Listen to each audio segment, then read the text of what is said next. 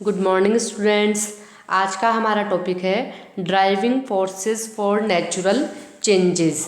ठीक है, तो जैसा कि हम जानते हैं कि गिब्स फ्री एनर्जी की डेफिनेशन क्या है, G बराबर H माइनस टी एस, और स्थिर दाब पर डेल्टा G बराबर delta H minus T delta S. तो इस प्रकार किसी भी तंत्र की गिब्स फ्री एनर्जी में चेंज का जो मान है उसे निर्धारित करने के लिए दो पद है।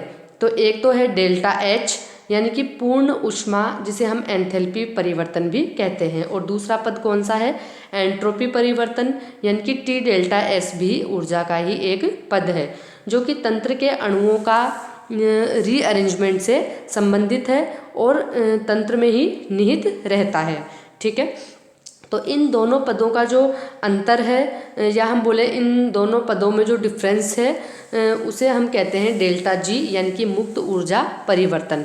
तो ये जो मुक्त ऊर्जा है वो तंत्र में बाहरी कार्य करने के लिए उपलब्ध रहती है। तो जैसा कि हम पहले भी बता चुके हैं कि स्थिर ताप और दाब पर स्वतः रूपांतरणों में डेल्टा जी का मान नेगेटिव रहता है, यानी कि delta G is less than zero, या हम बोले minus delta G is greater than zero रहता है। अतः तंत्र की एंथैल्पी को कम से कम अर्थात ऊर्जा कम से कम तथा एंट्रोपी को अधिक से अधिक करने का प्रयास करता है। ठीक है, तो डेल्टा जी का ऋणात्मक मान निम्नलिखित दिशाओं में हम प्राप्त कर सकते हैं। तो यानी कि हमें डेल्टा जी, डेल्टा एच और डेल्टा एस या टेम्परेचर के मानों को इस प्रकार से सेट करना रहता है स्पॉन्टेनिटी को प्राप्त करने के लिए कि डेल्टा जी का मान ऋणात्मक प्राप्त हो।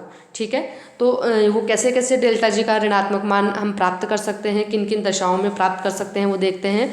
तो सबसे पहले हम देखते हैं कि यदि डेल्टा एच का मान ऋणात्मक हो, अर्थात रूपांतरण जो हो रहा है प्रक्रम में वो ऊष्माक्षेपी हो यानी कि एक्सोथर्मिक हो, और डेल्टा एस का मान कैसा हो, धनात्मक मान हो। तो जब डेल्टा एच का मान ऋणात्मक हो और डेल्टा एस का मान कैसा हो, धनात्मक हो। ठीक है, तो उस स्थिति में क्या होगा कि डेल्टा जी का मान आपको कैसे प्राप्त होगा, ऋणात्मक प्राप्त होता है। ठीक है, क्योंकि डेल्टा एच का मान भी ऋणात्मक हो गया, और जब डेल्टा एस का मान धनात्मक है तो माइनस टी डेल्टा एस का मान भी ऋणात्मक है। तो इस प्रकार से डेल्टा जी का मान नेगेटिव ही आएगा और प्रक्रम स्पॉन्टेनियस रहेगा। दूसरा है आपके, यदि डेल्टा एच का मान ऋणात्मक हो तथा रूपांतरण में डेल्टा एस का मान भी अगर ऋणात्मक हो, अर्थात तंत्र की एंट्रोपी घटे, लेकिन इसके लिए इम्पोर्टेंट कंडीशन क्या है कि टी डेल्टा एस का मान धनात्मक ही रहना चाहिए। ठीक है, तथा डेल्टा एच के ऋणात्मक मान से ये कम हो। ठीक है, यानी कि जब डेल्टा एच का मान नेगेटिव हो और डेल्टा एस का मान भी अगर नेगेटिव हो, तो जब डेल्टा एस का मान भी नेगेटिव हुआ तो टी डेल्टा एस क्या हो गया, पॉजिटिव हो गया। ठीक है, तो इस स्थिति में क्या होना चाहिए कि टी डेल्टा एस का जो धनात्मक मान है वो डेल्टा एच के ऋणात्मक मान से कम हो, तब भी डेल्टा जी का मान कैसा आएगा, नेगेटिव आएगा। ठीक है, तीसरी कंडीशन है जब आपके डेल्टा एच का मान कैसा हो, धनात्मक हो, अर्थात रूपांतरण जो हो रहा है प्रक्रम में वो ऊष्माशोषी हो यानी कि एंडोथर्मिक ट्रांसफॉर्मेशन हो रहा हो, तथा रूपांतरण में तंत्र की एंट्रोपी में वृद्धि हो, अर्थात डेल्टा एस का मान कैसा हो, धनात्मक हो। यानी कि इसके लिए आवश्यक शर्त क्या होगी कि जब डेल्टा एस का मान धनात्मक होगा तो हम जानते हैं कि टी डेल्टा एस का मान कैसा होगा, ऋणात्मक होगा। लेकिन डेल्टा जी का ऋणात्मक मान प्राप्त करने के लिए आवश्यक कंडीशन क्या होगी कि टी डेल्टा एस का ऋणात्मक मान जो है वो डेल्टा एच के धनात्मक मान से ज़्यादा हो, तब भी आपके डेल्टा जी का मान नेगेटिव ही आएगा। ठीक है, तो अधिकांश स्वतः जो रासायनिक अभिक्रियाएं ऊष्माक्षेपी होती है तो इनमें minus delta H is greater than T delta S पाया जाता है। यानी कि डेल्टा एच का जो ऋणात्मक मान होता है वो टी डेल्टा एस के धनात्मक मान से ज़्यादा होता है, इसलिए डेल्टा जी का मान कैसा प्राप्त हो गया, आपके नेगेटिव प्राप्त होता है। ठीक है, तो यहाँ ये बात ध्यान में रखनी चाहिए कि डेल्टा जी का जो चिन्ह है वो अभिक्रिया की स्पॉन्टेनिटी को दर्शाता है। डेल्टा जी के मान के कम या अधिक होने का स्वतः प्रवर्तिता से कोई संबंध नहीं है। ठीक है, डेल्टा जी का मान चाहे ज़्यादा हो या कम हो, इससे कोई मतलब नहीं है। साइन यहाँ इम्पोर्टेंट है, साइन नेगेटिव है, इसका मतलब जो प्रोसेस है वो नेचुरल है, स्पॉन्टेनियस है, और अगर साइन आपके पॉजिटिव है तो इसका मतलब वो जो आपके प्रोसेस है वो नॉन स्पॉन्टेनियस है। ठीक है, फिर नेक्स्ट है आपके relation between delta G and delta A, यानी कि डेल्टा जी और डेल्टा ए के बीच में क्या संबंध है। ठीक है, तो यहाँ हम देखते हैं कि जी और ए की परिभाषाओं से हम जानते हैं कि जी बराबर क्या होता है H minus T S and A बराबर क्या होता है ई माइनस टी एस। तो समतापी प्रक्रम में होने वाले परिवर्तन के लिए डेल्टा जी बराबर हो जाएगा आपके delta H minus T delta S and delta A बराबर क्या हो जाएगा delta E minus T delta S. ठीक है, तो दोनों समीकरण को घटाने पर delta G minus delta A बराबर क्या हो गया आपके delta H minus delta E. अब स्थिर दाब पर हम जानते हैं कि डेल्टा एच बराबर क्या होता है delta E plus P delta B. ठीक है, तो यहाँ पर जब हम डेल्टा एच का मान रखेंगे तो delta G minus delta A बराबर क्या बचा आपके बराबर बचा आपके पी डेल्टा वी, क्योंकि डेल्टा ई और माइनस डेल्टा ई वो कैंसिल आउट हो गए। तो अब हम जो है डेल्टा जी बराबर क्या हो गया आपके delta A plus P delta we. तो ये ठोस तथा द्रवों के लिए आयतन में परिवर्तन डेल्टा वी जो होता है वो नेग्लिजिबल होता है, क्योंकि लिक्विड एंड सॉलिड्स के लिए जो वॉल्यूम में चेंज होता है वो लगभग जीरो के बराबर होता है, या हम बोले बहुत कम होता है, इसलिए पी डेल्टा वी भी नेग्लिजिबल होगा। यानी कि पी डेल्टा वी बराबर क्या हो गया 0, तो डेल्टा जी बराबर क्या हो गया आपके डेल्टा ए। तो प्राय रासायनिक तथा भौतिक अभिक्रियाएं जो होती है वो सामान्यतया एट द कांस्टेंट प्रेशर यानी कि एटमॉस्फेरिक प्रेशर पर ही होती है, इसलिए मापन योग्य राशि डेल्टा एच का ही सामान्यतया हम उपयोग करते हैं, इसलिए डेल्टा जी फलन ही उपयोग करते हैं, डेल्टा ए फलन का उपयोग हम ज़्यादातर नहीं करते हैं। ठीक है, अब है आपके ऊष्मागतिकीय साम्य व स्वतः प्रवर्तिता। ठीक है, यानी कि criteria for thermodynamic equilibrium and spontaneity. तो एक तंत्र साम्यावस्था में रहता है अगर इसके मापनीय गुण यानी कि ऑब्जर्वेबल प्रॉपर्टीज समय के साथ परिवर्तित नहीं होती है, अर्थात इसके दाब ताप तथा आयतन अगर स्थिर रहते हैं तो हम बोलेंगे कि सिस्टम जो है वो इक्विलिब्रियम स्टेट में है। यानी कि डी पी बराबर डी वी बराबर डी टी क्या है 0, यानी कि दाब ताप और जो आयतन है वो समय के साथ क्या है स्थिर है, समय के साथ परिवर्तित नहीं हो रहे हैं। तो हम जानते हैं कि उत्क्रमणीय प्रक्रम में परिवर्तन साम्य में रहता है। ठीक है, तो इस प्रकार उत्क्रमणीयता की शर्त ऊष्मागतिक साम्य की शर्त कहलाएगी। तो हम जानते हैं कि उत्क्रमणीय प्रक्रम के लिए क्यू रिवर्सिबल बराबर टी डी एस बराबर डी ई प्लस डब्ल्यू। हम जानते हैं कि उत्क्रमणीय प्रक्रम के लिए क्यू रिवर्सिबल बराबर क्या होता है टी डी एस बराबर डी ई प्लस डब्ल्यू, और अनुत्क्रमणीय प्रक्रम के लिए क्यू इरिवर्सिबल बराबर क्या होता है D E plus W irreversible is less then T D S. तो इन दोनों को मिलाने पर हम क्या लिख सकते हैं कि D E plus W is less than और equal to T D S. ठीक है, यानी कि T D S minus D E minus W is greater than और इक्वल टू 0। ठीक है, तो इस समीकरण 172 में जो बराबर का निशान है या जो समानता का निशान है वो तो है आपके रिवर्सिबल चेंज के लिए या हम बोले इक्विलिब्रियम स्टेट के लिए, और जो असमानता का साइन है वो इरिवर्सिबल चेंज के लिए आवश्यक कंडीशन है। ठीक है, लेकिन सभी जो इरिवर्सिबल परिवर्तन होते हैं वो स्वतः प्रवर्तित होते हैं, अतः असमानता प्रक्रम के होने की शर्त है, स्वतः होने की शर्त है। तो समीकरण 172 में W यांत्रिक व अयांत्रिक कार्य को बताता है। अगर तंत्र में P माइनस वी कार्य होता है तो TDS minus DE minus PDV is greater than और इक्वल टू 0। ठीक है, तो स्वतः प्रवर्तिता व साम्य के लिए एंट्रोपी पद में मापदंड यानी criteria of spontaneity equilibrium in terms of entropy. तो ये शर्त लगाने पर कि तंत्र की ऊर्जा स्थिर रहती है समीकरण 173 में, अर्थात डीई बराबर 0। ठीक है, अर्थात कोई भी यांत्रिक कार्य नहीं होता है, अर्थात डीवी बराबर क्या हो जाएगा 0। तो समीकरण 170 को हम कैसे लिख सकते हैं T D S at the constant internal energy and volume is greater than और इक्वल टू 0। तो उत्क्रमणीय व हम बोले कि आइसोकोरिक यानी कि आइसोडायनेमिक एंड आइसोकोरिक, ठीक है, यानी कि उत्क्रमणीय व समायतनिक प्रक्रम में एंट्रोपी परिवर्तन हमेशा धनात्मक होता है। अगर प्रक्रम स्वतः प्रवर्तित होता है तो एंट्रोपी लगातार बढ़ती है और साम्य पर इक्विलिब्रियम पर ये मैक्सिमम हो जाती है, ठीक है।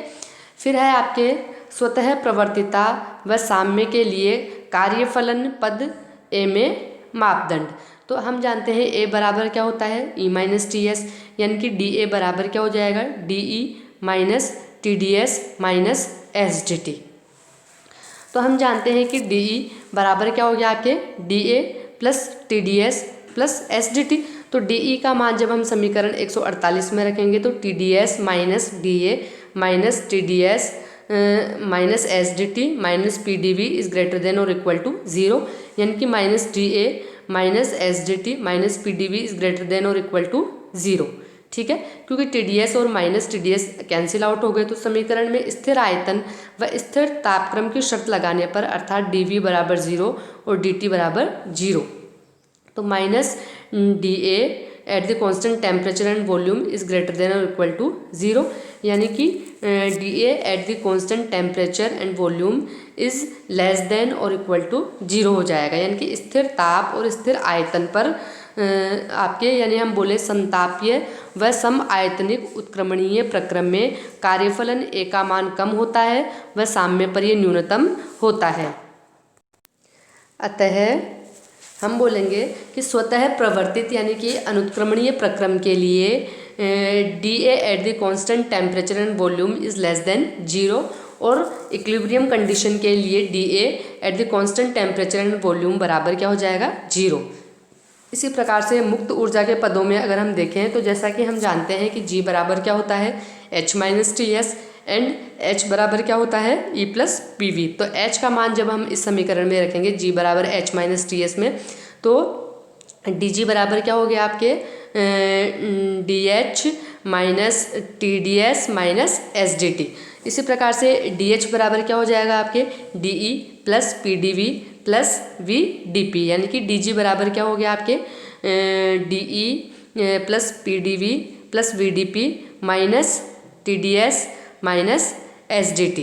तो डी ई बराबर क्या हो जाएगा आपके D G plus S D T plus T D S minus P D V minus V D P, यानी कि डी ई बराबर d G plus S D T plus T D S minus P D V minus V D P, यानी कि D E का मान समीकरण 173 में जब हम रखते हैं तो T D S minus d G minus S D T minus T D S plus P D V plus V D P minus P D V is greater than और इक्वल टू 0, यानी कि minus d G minus S D T plus V D P is greater than और equal to 0।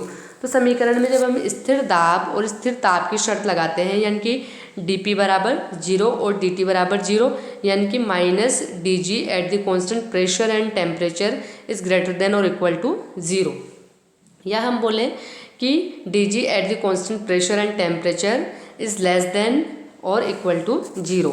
तो स्थिर दाब और स्थिर ताप पर उत्क्रमणीय प्रक्रम में मुक्त ऊर्जा कम होती है और साम्य पर यह निम्न होती है, ठीक है। तो स्वतः प्रवर्तिता के लिए D G at the constant pressure and temperature is less then 0 और साम्य के लिए ये 0 के बराबर होती है, ठीक है। अब है अपने मुक्त ऊर्जा में ताप व दाब द्वारा परिवर्तन। तो ताप व दाब परिवर्तन से मुक्त ऊर्जा में होने वाला परिवर्तन निम्न प्रकार से ज्ञात किया जा सकता है। तो किसी तंत्र की मुक्त ऊर्जा की परिभाषा समीकरण 165 के द्वारा हम दे सकते हैं, जो क्या है G बराबर H माइनस टी एस और H बराबर क्या होता है E प्लस पी वी। तो G बराबर क्या हो गया आपके E plus P V minus T S. तो जब हम उपरोक्त समीकरण का अवकलन करेंगे तो डी जी बराबर d E plus P D V plus V D P minus T D S minus S D T.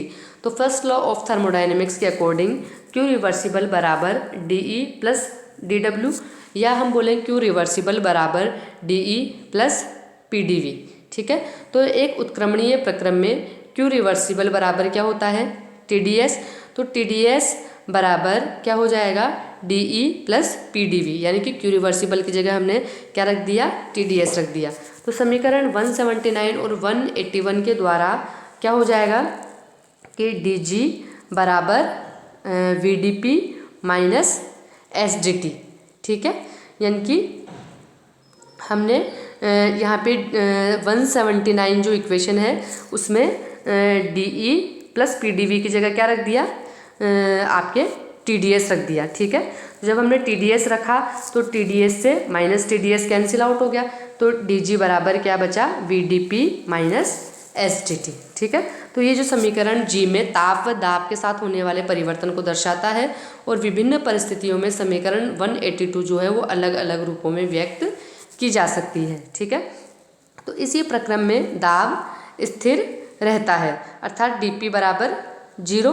तो समीकरण 182 में जब हम रखेंगे तो DG बराबर क्या हो जाएगा, स्थिर दाब पर माइनस SDT, यानी कि at the constant pressure minus del G upon del T equal to S के बराबर होगा, यानी कि एंट्रोपी का जो मान है वो हमेशा धनात्मक रहता है। इसलिए ऋणात्मक चिन्ह क्या प्रदर्शित करता है कि आइसोबारिक ट्रांसफॉर्मेशन में ताप में वृद्धि से प्रक्रम की मुक्त ऊर्जा में क्या होती है, कमी होती है, ठीक है। यानी कि समदाबी रूपांतरण में जब आप ताप में वृद्धि करते हो तो सिस्टम की या प्रोसेस की मुक्त ऊर्जा में कमी होती है, ठीक है। तो चूंकि ठोसों की एंट्रोपी कम और गैसों की एंट्रोपी ज़्यादा होती है, इसलिए समीकरण 165 से ये निष्कर्ष निकलता है कि ठोसों में ताप के साथ गिब्स मुक्त ऊर्जा परिवर्तन की जो दर होती है वो कम होती है और गैसों में गिब्स मुक्त ऊर्जा में परिवर्तन की जो दर होती है वो ज़्यादा होती है, ठीक है। तो यदि इस प्रकार प्रक्रम में ताप स्थिर रहता है अर्थात DT बराबर 0, तो समीकरण 182 क्या रूप ले लेगी, यानी कि DG बराबर VdP, यानी कि del G upon del T, यानी कि हम बोलेंगे del G upon del P at the constant temperature बराबर वॉल्यूम, ठीक है। तो यानी कि किसी भी प्रोसेस का अगर ताप स्थिर रहता है यानी कि DT बराबर 0 एट द कांस्टेंट टेम्परेचर, तो समीकरण 182 क्या हो जाएगी, DG बराबर VdP यानी कि del G upon del P at the constant temperature बराबर V। तो चूंकि आयतन भी एक धनात्मक राशि है, इसलिए समीकरण 185 क्या प्रदर्शित करती है कि संतापी रूपांतरण में दाब में वृद्धि से प्रक्रम की मुक्त ऊर्जा में वृद्धि होती है, ठीक है। तो चूंकि गैसों का जो मोलर आयतन होता है वो ठोसों और द्रवों की अपेक्षा क्या होता है, ज़्यादा होता है, इसलिए समीकरण 185 से ये निष्कर्ष निकलता है कि गैसों में दाब के साथ मुक्त ऊर्जा परिवर्तन की दर भी अधिक होती है, ठीक है। तो किसी तंत्र की कुल ऊर्जा परिवर्तन समीकरण 185 को समाकलित करके प्राप्त की जा सकती है यदि G1, P1 तथा G2, P2 किसी तंत्र के क्रमशः प्रारंभिक व अंतिम मुक्त ऊर्जाएं तथा दाब हो, तो स्थिर ताप पर यानी कि ठोस तथा द्रवों के लिए जिनके आयतन पर दाब का कोई विशेष प्रभाव नहीं पड़ता, यानी कि आयतन को स्थिर माना जा सकता है। अतः इंटीग्रेशन G1 से G2 यानी कि DG बराबर इंटीग्रेशन P1 से P2 VdP यानी कि G2 माइनस G1 बराबर V ब्रैकेट में हो जाएगा आपके P2 माइनस P1, यानी कि डेल्टा G बराबर हो गया आपके V ब्रैकेट में P2 माइनस P1। यानी कि गैसों के लिए डेल्टा G का मान प्राप्त करने के लिए V को दाब के रूप में गैस समीकरण PV बराबर nRT द्वारा व्यक्त किया जा सकता है। चूँकि V बराबर क्या होता है, nRT अपॉन P, इसलिए हम बोलेंगे कि इंटीग्रेशन G1 से G2 DG बराबर इंटीग्रेशन G1 से G2 nRT अपॉन P गुणा DP, यानी कि डेल्टा G बराबर क्या हो जाएगा, nRT ln P2 bye P1, यानी कि डेल्टा G बराबर हो गया आपके 2.303 nRT log P2 bye P1, या हम बोले डेल्टा G बराबर हो जाएगा आपके nRT ln V1 bye V2, या डेल्टा G बराबर 2.303 nRT log V1 bye V2, ठीक है। ओके।